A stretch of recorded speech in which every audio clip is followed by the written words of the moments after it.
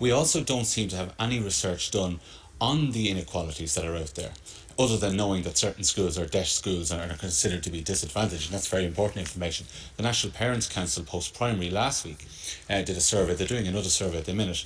They showed in their survey that 20% of students had no access to broadband, 15% had no access to teachers. And that may be through no fault of the teachers, it's simply a fact.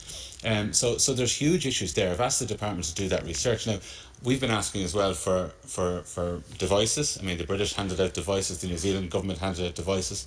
The minister's announcing something tomorrow that will presumably take a while. Look, we in a public health emergency, it is almost an obligation, I know you discussed this before, to accept decisions that are made, but we also have been questioning them very, very strongly. And I have to say at this point, Ivan, I do question the fairness of a system where 20% in a survey by parents of parents say that they don't have broadband access, 15% have no teachers. That doesn't seem to me to be fair, and I think above all the Leaving Certificate has to be fair, and I sincerely hope that what the Minister is going to announce will be broad-based. Yes, schools do need that support. They probably need more support than simply technology, which is obviously crucial, and we've seen the Trinity Access Programme and other schools arranging charitable supplies, but there's other supports needed there.